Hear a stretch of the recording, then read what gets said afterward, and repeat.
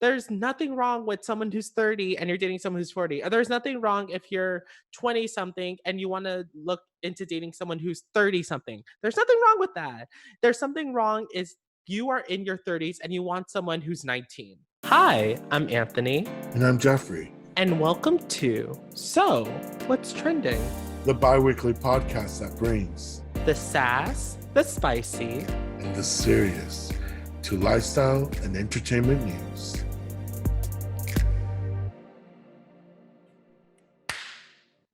we were close. Hey everyone, I hope you all are having a lovely day so far and are staying safe and healthy during this time. My name is Anthony, And I'm Jeffrey. and welcome to episode 2 of So, What's Trending? We are so happy to be back, but we haven't Yes. recorded in 2 weeks, and a lot has happened for me over the weekend. We are recording this on Wednesday, July 7th at 11 at night. Before we actually get into everything that's trending, let's talk about what happened over the last time since we've done our podcast. So, as you all know, I'm a personal matchmaker, so that's been going on. But I decided to give myself a little bit of R&R, and I took myself and my nieces to Disneyland. It was great. It was so much fun. It was more so like they invited me to their trip to Disneyland, but I was very fortunate as their uncle to go for my niece's graduation for graduating high school. I'm so proud of her. And we had a lovely time. It was very tiring Love to hear. because I was there at Disneyland from 8 Saturday to 6 at night, and then Sunday from 8 to 10. And it takes me an hour to get from LA to Anaheim. So that was a long drive, driving back and forth, an hour there, hour back. So 2 hours driving. So very tiring. And, today I went to the beach with my best friend. That was really great. And then I just got back from dinner. So I'm a little bit drenched and tired, but I promised that I would record. This is very important because we have a lot to talk about. But enough about me. What about you, Jeffrey? What happened with you the last time we talked? It's almost basically the same. I'm so happy you went to Disneyland. I went there like in May, so me and my family are big Disney people. I even have two members that work in two different branches of Disney and uh long story and stuff. But for me, it's been just doing a lot of job hunting, trying to get back into the industry and being an artist and just seeing how I can maneuver that and also a lot of positive things like catching up with old friends and friends that I are really close to me that I wasn't able to hang out with during the pandemic Right. at all. Before I was hanging out with like maybe during before like the second vaccine shot, maybe like two people at a time, just trying to be as safe as possible. Right. Mass, outside. And then after the vaccine, I tried not to hang out with more than 6 or 7 people at a time. Right. Uh, usually it's a pretty good goal because I usually hang out with like two or three, so it's pretty nice. And today I got to hang out with another friend. He works two jobs. He's an amazing chef in downtown LA, and we got to catch up. And during this weekend, I also hang out with like my goddaughter. So That's it was good. really it's been really nice to kind of do that. But yes. So like you said, it was a really long day. Yeah. Yeah, me and Jeff both have long days. Yeah, and I definitely understand the beach thing too, because it puts you in a sense of zen, you Oh, know. yeah. Like, literally, when I was there with my best friend, it was just something which there was just a moment when I was just, like, on my back just looking at the sun, and you could just hear the waves, you could feel the sun hitting your face, and it was just like, "Ah, this is nice. This is very nice." I made sure when I got home to literally gargle warm salt water and to take a nice long shower. And I'm kinda quarantining for a little bit. So that being said, I am more than happy to get to our first segment. So, what's trending? In this segment, we basically talk about what's trending, and report back to you with our unpopular opinions. The first what's trending story we have to talk about is about Sha'Carri Richardson. Oh my goodness. Where to begin, you know? And I always keep saying that. I was like listening to the recording last time. I was like, ah, where to begin? Like, and now because Yeah. I'm so tired, I'm like, where to begin? Yeah. So, but honestly, where to begin? So, if you guys don't know, Sha'Carri Richardson is an American sensation 100-meter and I also believe 200-meter sprinter. According to New York Times, the American sprinter tested positive for marijuana, which sadly ended up costing her her spot at the 2021 Tokyo Olympics for the women's 100 meters. With that being said, Richardson, who admitted using the marijuana, said she had done so to cope with her death of her biological mother, could have been selected for the women's 4 by 100-meter relay race, but sadly, the officials decided not to include her. So sadly, this does mean this comes to an end of her journey, and she is shooting for the stars for the world championships. So, that being said, it does bring a question to this topic. Should marijuana be subjected as a performance enhancing drug? It's so hard for me because I'm very much an in-betweener. I'm definitely a hippie though, so I always fall in the other section of the liberal side of the pool. If you guys know me, and the more I talk, you're gonna be like, "Oh my god, he's so liberal." It's for my own good, but this is a case where you know what? I'm so confused. Because, there's a lot of outlets saying that it's not necessarily that they were counting it as a enhancing drug, right?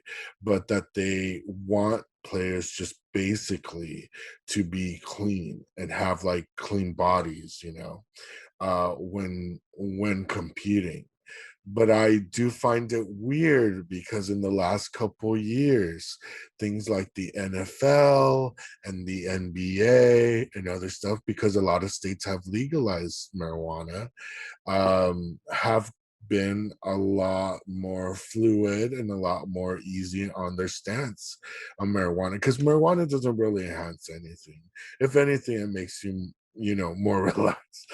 But yeah, I mean, at first I was really mad. I was like, "Why did you do this? You're such an awesome player, whatever." But the more you hear the story, she even had you know, um, a interview with the Today Show with Savannah Guthrie about the reason she smoked, which is that her biological mother had passed away, and so we send our condolences to her, but I think she's one of the most mature, like, young adults I've seen. Like, she takes responsibility for what she's done, and she really does, take that head high, and she's so good about it and so honest about everything when a lot of other players, which will not be named because we don't want to be sued, in the past did not do that, you know, or did it very weakly.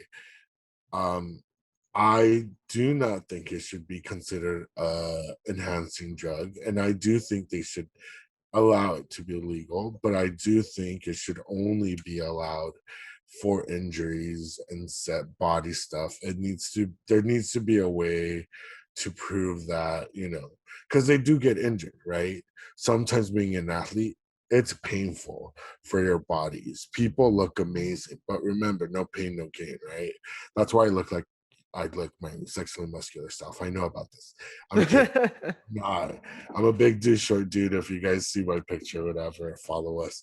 And so no, it should not. And I'm sad to not see her go, but I'm happy she's young because that means she can come back and really amaze us again. And I'm ready for that.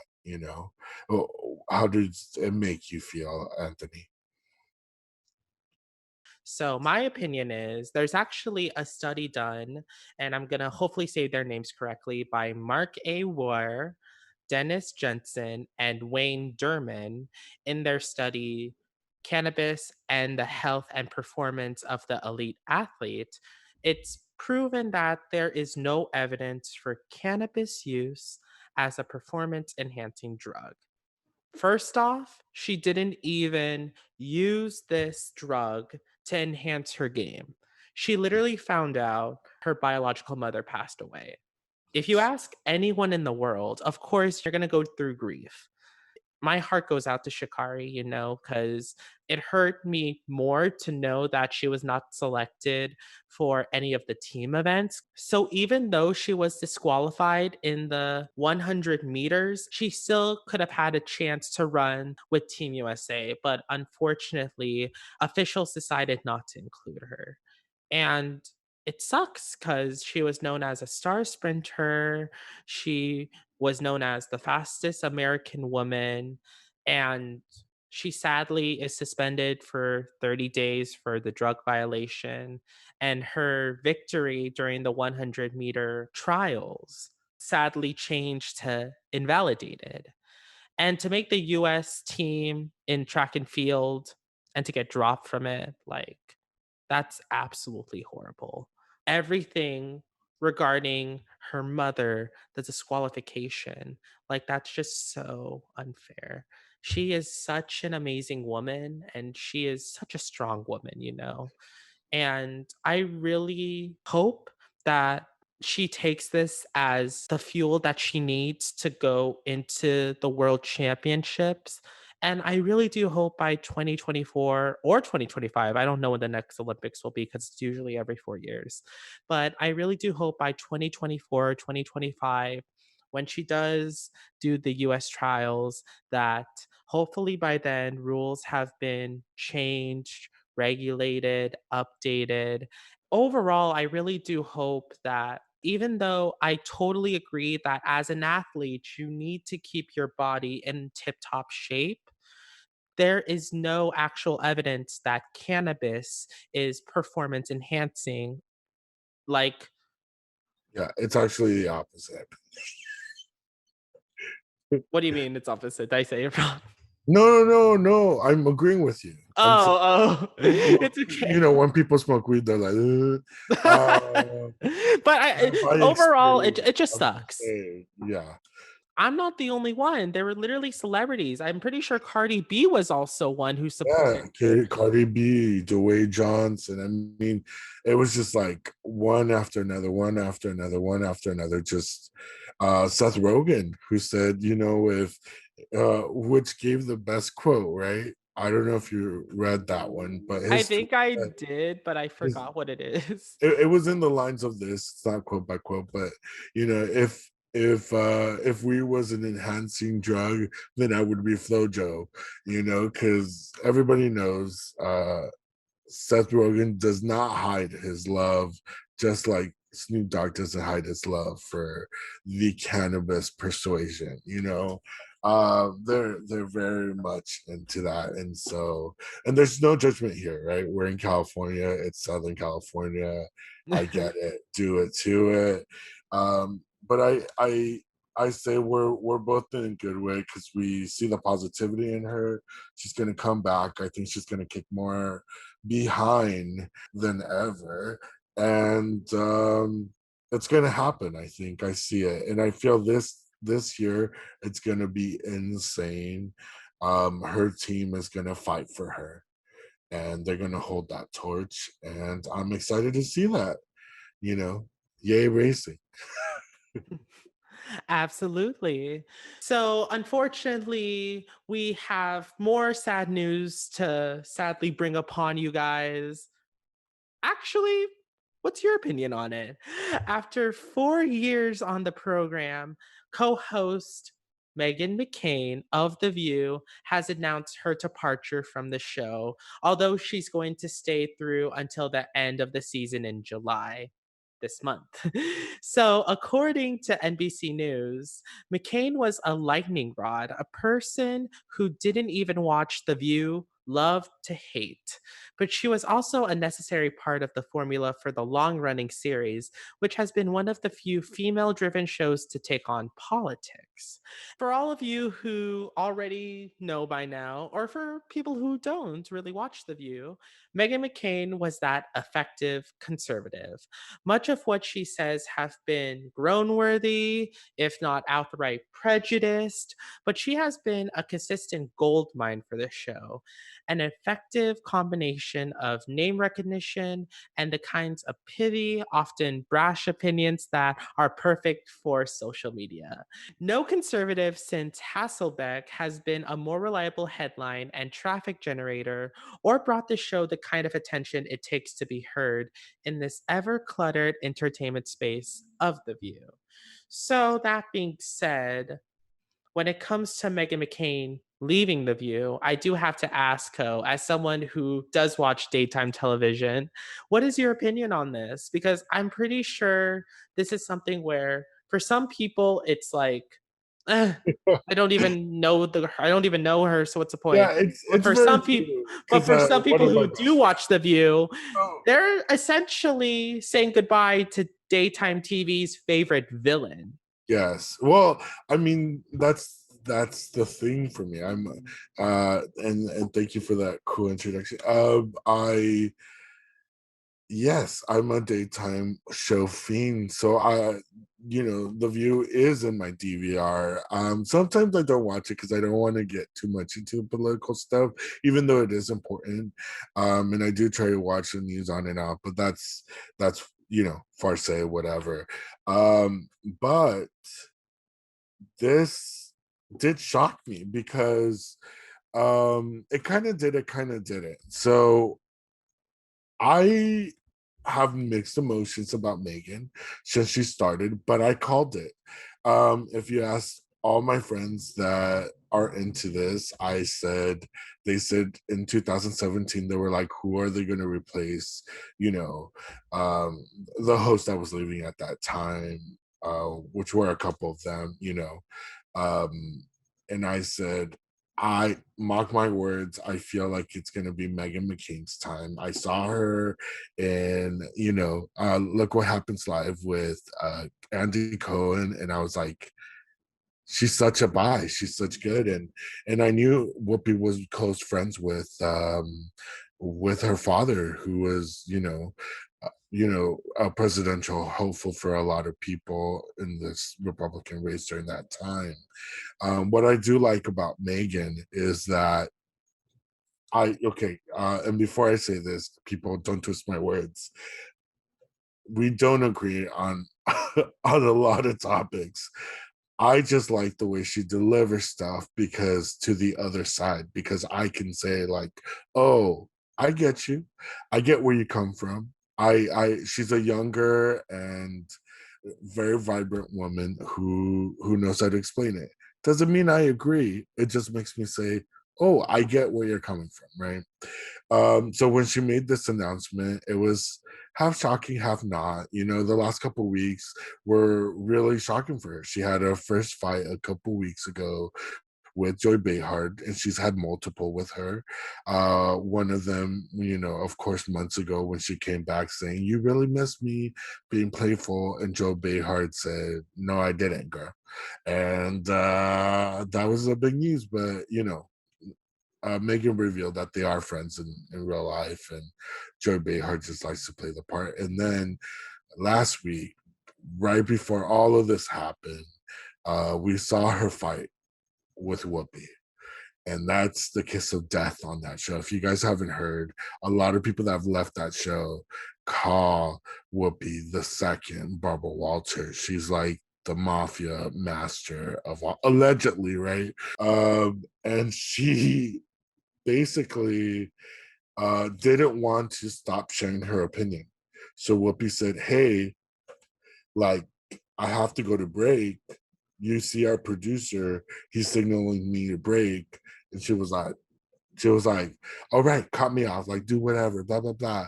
And then she was like, "Well, I have to. They're telling me to stop." And she's like, that's why you guys do what you guys always do to me, and that's why you are the way you are."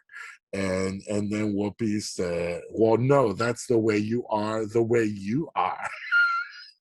And they went to commercial break, and I knew that was going to Can be you her. just imagine Yeah, I can you know just you're. imagine the people in the control room who are trying to go to break and they're just like, "Do we go to break? But it's so good."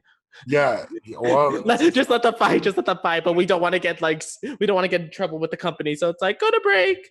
And then just and they've already been kind of confused because as much as Megan has brought in, dude, I would be the same. I would probably leave it on and maybe get fired or a warning because I would be like, this is too interesting. I But mean, this is just ammunition for yeah, Facebook and Twitter to literally just yes, go off. exactly. And for every, I mean, everybody talked about that fight. Everybody, exactly like you said, it's ammunition for people to definitely, talk about the show and get them. They're the number one show of that time slot, and it's a big deal. And it was really confusing because Megan did bring a lot of viewers. But what we found out is that when she was on maternity leave and Ana Navarro um, left, they were at number two or number three multiple times. But when Ana Navarro came, they actually, and they took out Megan, they actually went to number one. So I think they were already kind of fighting with her because the thing is, like, we like fights, but some of the fights that were happening, especially with Megan, I did understand her viewpoint sometimes. I mean, I don't agree all the time of how she conducted, but I understood what she was fighting for. Or basically because she wanted to get hurt, but they got really uncomfortable. It wasn't like watching a reality TV show and you're like, ah man, you get them. It was very personal, and it was very like when she gets heated, it's a lot, which is both a catch 22 because that's what a lot of people love about her, right? I know the majority of people are like, ah, good riddance. Everybody I talk to is like, ah, good. We saw this happening, right? What do you think? Well, according to goodhousekeeping.com, at this point, it's unclear if Megan plans to find another home on TV once the show wraps up. Until then, she did joke around that she'll be around to fight a little more with her co host. Megan led her on air announcement saying that when ABC Studios shut down March of 2020, and when she was pregnant during that time with her husband, and they relocated to Washington, D.C., and they welcomed their daughter, they came to the realization that it's the best place for their family in the long run. According to Megan, she quoted, "We have this incredible life here. We're surrounded by family, friends, this incredible support unit. I think, as any new mom knows, when I think about where I want Liberty to have her first steps and first words, I just have this really wonderful life here that I felt like ultimately I didn't want to leave." She then went on to thank her co hosts and called them the most talented women on all of television. So, it really is something in which, it would be great if she does do something and start her own series on another TV network. But people also need to realize she's a new mom.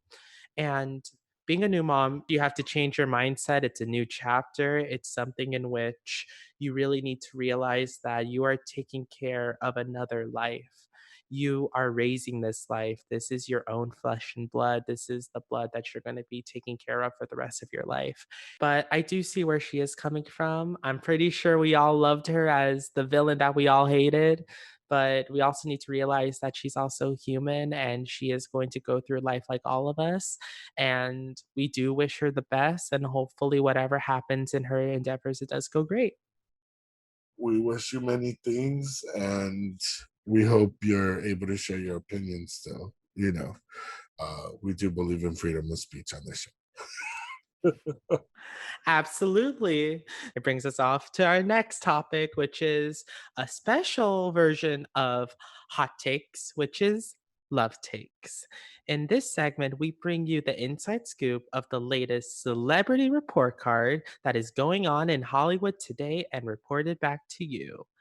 So, that being said, we actually have a lot of things going on in Hollywood when it comes to our celebrity report card. Jeffrey, what is going on in Hollywood? Woo! Don't we have a lot? I would definitely start singing a song, but I don't want to be sued. But on this edition of Love Seat, you won't have to be peeling back the petals of the flowers back and wondering, do you love me or love me not? It starts with the pictures and videos that broke the internet this past week. The sweet kiss that was caught by paparazzi during traffic in Los Angeles during the 4th of July weekend. Entertainment Tonight and Elle Magazine online reports that after many years of denying the relationship between Zendaya and Tom Holland, Spider-Verse co-stars, of course, were caught canoodling, romantically gazing into each other's eyes and bopping their heads to the music while awaiting the LA traffic. The internet has gone crazy because they've been denying this for a long time. They get asked every interview, and they were together allegedly for a while in the beginning. Then they broke up, so this is technically their rekindling in some sort of way of form. But the internet is not mad at all. They're wishing and hoping that this couple is together. And of course, as a matchmaker, Anthony, does this couple belong together? Coming from a matchmaker's aspect, I totally approve. I feel like this was something that happened organically, and it wasn't something that was rushed or something that it was forced upon. This was something in which they were just co-stars and it happened to blossom from there. Yeah, I agree with you 100%. I mean, they're just a check load of check, check, check. They both were child stars. She did Disney, he did theater, Billy Elliot as a dancer. Check, check, check. He's British, she's from here, and they're both raised very similar, even in different places. Check, they're both A-list celebrities. Check, they're both good actors. Check, they're both like just multi-talented people. Check. But overall, just good humans. I really do wish them well. I like them a lot, and I hope everything's good.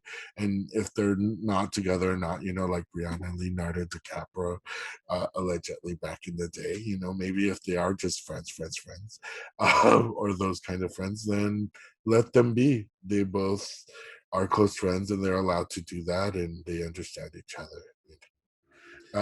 As the Bennifer legacy continues, the JLo and Ben Affleck friendly does not end.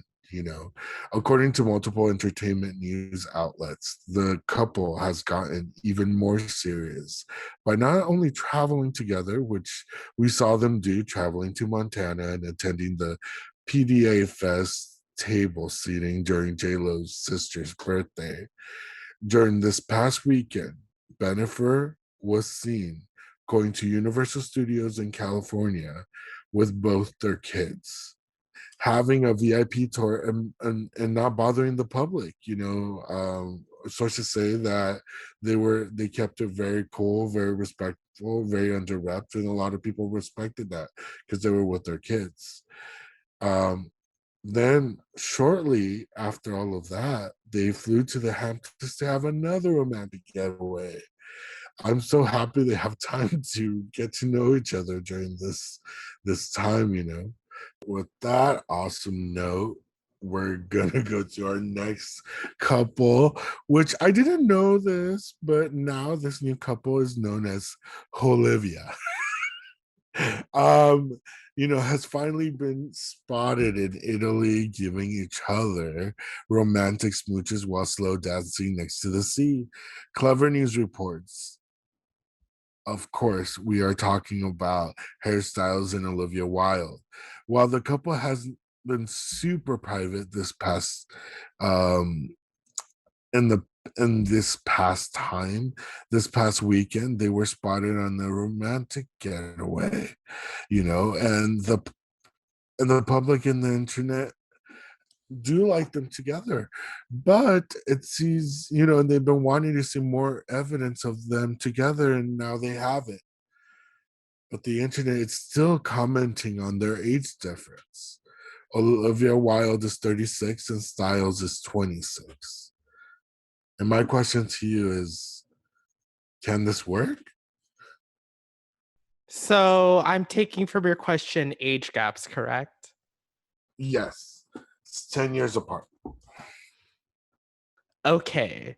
I think it's so important to talk about age. I feel like it's so important to understand that when it comes to age, it depends on the age. The main issue when it comes to age gaps is if the individual is 30 plus and the other individual is 18 to 21. When you're 30s plus, it's okay because there's nothing wrong with someone who's 30 and you're dating someone who's 40. Or there's nothing wrong if you're 20 something and you want to look into dating someone who's 30 something. There's nothing wrong with that. There's something wrong is you are in your 30s and you want someone who's 19. I agree with that very much. Yeah. My role is, if you can't drink, sorry. Um but yeah, I totally agree with you. And I think it depends on person to person. I don't think a lot of young people are ready to be with someone older. And I don't think a lot of older people are ready to be younger, with younger people, just because they feel youthful and because they feel like they should be with someone that's like 10 years younger or something. You know, it doesn't automatically make them a perfect match. I am I am definitely, almost speaking from experience, because I have dated between 10 and 20 years in between multiple people that are older than me. So I definitely agree, right? You have to have a different mindset. You both kind of have to be around the same journey around your life, or else it feels different. It doesn't feel right. Um, yeah. I hope good things for her, and I hope good things for him, and I hope good things for them together. And it looks like it's going to work out. He did have to grow up fast in the public eye, and she did just get a divorce and break up from famous actors, Jason Sudeikis, and they have children together. And so she's in a different space right now. So let's wait it out in my eyes, and let's see how this works. And Hairstyles is a person, like other guys, that has famously dated uh older women. So it's definitely one couple to watch, right? Even if you're 25, 26, it's still, and someone's like way older than you, it's still a climb. Well, even if you're 25, 26, like it's totally fine to be with someone who's 34, 35 because people say those are two different generations, but the reality is that a 25-year-old is going to be someone in which they are much more an individual who knows what they want in their life compared to someone who's 18, 19, 21. Yeah, for sure. I agree. And we're ending this segment with the abundance of glorious news that happened these last couple of weeks, with So What's Trending giving a major congrats to many people, including Colin Jost and Scarlett Johansson, who are expecting their first baby together. Access Hollywood announces that a close friend of the couple says Scarlett is due soon, and I know she and Colin are thrilled. They've been very private, and we hope them very much success. And with more baby news, I don't know if y'all were watching the BET Music Awards, but it was pretty good.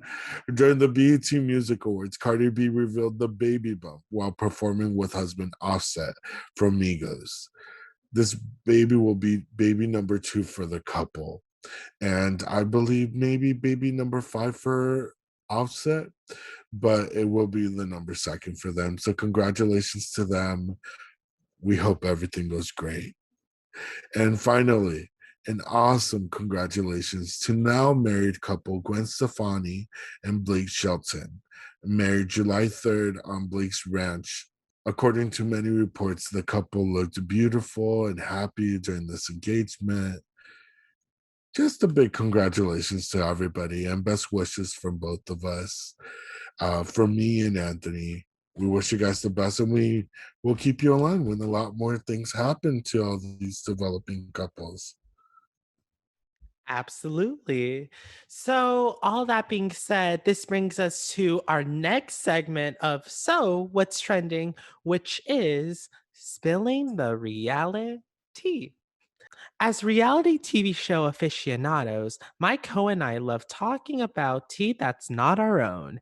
In this segment, we recap the latest reality and spill it back to you. So, that being said, Jeffrey, what's going on with the Real Housewives of New York? Woo! Other than a lot from the show, but I mean, this week we would definitely like to focus on, of course, maybe even wishing her congratulations as well, Sonia Morgan, giving her details from the Real Housewives of New York on what she's looking for in a man. Ebony Williams, who's close friends with Sonia Morgan, hooked his sister up with a matchmaker, you know? And so we got to see the whole process of how Sonia really wants to see a man and what she's looking for a man. And people are definitely talking about that.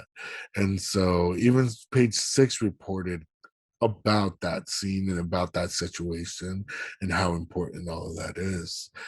But I know this is very important to you. And so, what'd you think about that scene? How did it affect you? Ooh, is this not up my ballpark or what? Ooh. So, Sonia Morgan, she's finally ready to settle down. So, the divorce star of The Real Housewives of New York, she, alongside co star Ebony Williams, met up with 3 Day Rule matchmaker and dating expert Devin Simone on Tuesday night's episode. So, when it comes to Sonia Morgan, we actually got to see her talking to Devin Simone of what she's looking for when it comes to her future match. According to page 6, she also wants to date someone who is worldly and smart as she dedicates more time to certain causes. Animals, children, LGBT, and artists, the vulnerable. And I'm learning more and more recently about the Black movement through my friend Ebony. And then I'm on the board of my family's charity, the American Friends of, I'm going to say this so wrong, Belrencourt, which is Anne Morgan's chateau outside of Paris, and it's a museum. So, when it comes to everything as a whole, she also stated, I'm looking for someone extremely comfortable in his own skin, really secure with his own identity and positioning in the world and in life. A man who understands it's important to make the world a better place through your existence. So, somebody who community service and engagement is important too. So I want someone who knows how to make me feel special and loved and girly and sweet. And like I'm number one. I love that Sonia signed with a matchmaker. I feel like that's something in which people who do have the finances to do so, I totally recommend people going to a matchmaker. We are not here to take your money because I literally see in the interwebs. You don't think I see it, but I see it. I see a lot of people saying, like, these people are scam artists, they're con artists, they're just taking your money and they're giving you mediocre matches you can find on dating apps. Okay, honey, I would love for you to go on dating apps and find quality. Find someone who wants monogamy. Find someone who wants commitment. Find someone who is financially secure. Find someone who does have a job. Find someone who doesn't want to have sex. Find someone who judges you not based on filtered photos. I think it was so amazing that Ebony's like, I'm gonna take you to my friend Devin. She a matchmaker for 3 Day Rule, and she's gonna set you up with the amazing matches. So I'm literally just over here like, you made the right decision, girl. You made the right decision. Don't go on the dating apps. Everything that she is saying, that's amazing. That's great. But here's the thing, there are so much more you need to think about when it comes to a match. And honestly, I really do believe that a lot of people here in the world we live in today are single because they're not thinking about these questions.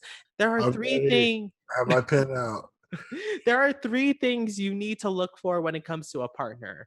Number one, you need to ask yourself, do you want marriage? You need to ask yourself that question because marriage is so important to some individuals. And I say some because not all individuals want marriage. If they're ready for that next step, they're ready for that next step. It's the idea of partnership.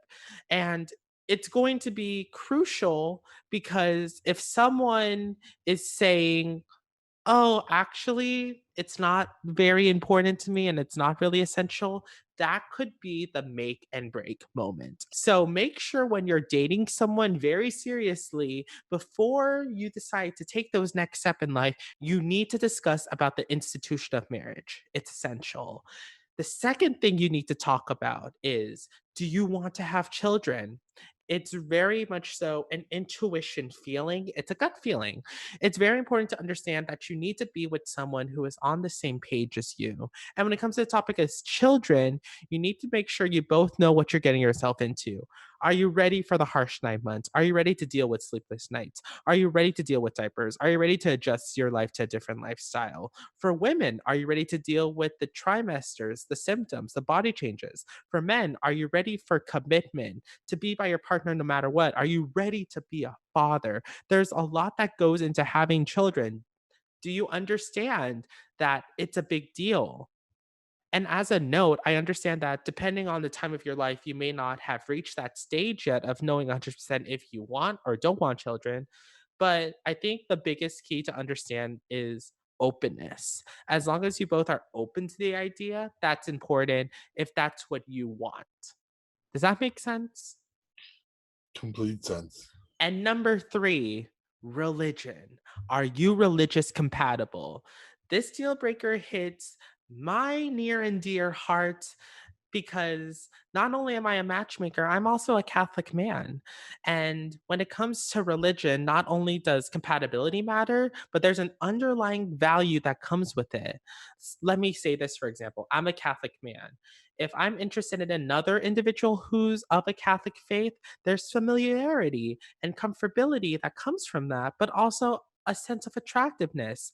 Parallel, it's also important to understand religious compatibility when it comes to family values and what they stand for in their religion. They can be like the perfect individual. They can be like the man of your dreams. But once they fall under one of your deal breakers, it can truly make or break the I really do connection. hope she finds somebody, and I believe I she know. possible. And it doesn't mean matchmaking is the only way, guys. We know there's other ways, but the number one rule is that you just have to be open to love and you have to go beyond yourself. You have to sit down, ask these questions that Anthony has just given you, and use these as tools. You know, a lot of people are not going to share that. So be very thankful that an actual matchmaker is here. And we love you guys for listening. Um, and and it's exciting, you know, be open, love, and allow things to happen. And always go outside your box. It never hurts, you know. You Also, never don't be afraid to sign up with a matchmaker. Just don't be afraid to just sign up for the database because you may never know that we may have someone for you. for Get in sure. all the databases, honey. All of Get in all of them because once you get on all the dating apps, getting on all the matchmaking databases, even heck, even sign up as a client for a matchmaking company, you are increasing the probability of finding your person. it's amazing. So that being said, you guys, we are so happy to have you during this time and we thank you so much for listening in. We are so happy that we are spilling the tea, telling you what's trending, and literally sharing our love takes with you. If you have any questions regarding anything that's trending that you want us to talk about, or anything that's going on when it comes to any hot takes, or anything regarding reality television, please leave it down in the comments below or DM us. You can also follow us on social media with me, Anthony, at Matchmaker Anthony. And me at Jeff A. Valdivieso. And if you go to our Instagram, we both link both of our personal accounts there as well. So don't be afraid. Go to our podcast Instagram, and check that out. Don't be afraid to also find us on other social media platforms: Facebook, Instagram, and Twitter at So What's Trending Official. But sadly for Twitter, at SWT underscore podcast. Yes. Sadly, So What's Trending Official was too long for the Twitter handle. I think I may have said that last episode, but I'm not sure. No, you're right. And some were taken too, which was very And sad. some were taken, very sad. But that being said, you guys, I do want to let you know once again, we are so happy to have you listening in. Unfortunately, you won't be hearing from us next week, but you'll be hearing from us in 2 weeks' time. And hopefully, we will be spilling more of what's trending in 2 weeks. Thank you. Woo, thank you for being here.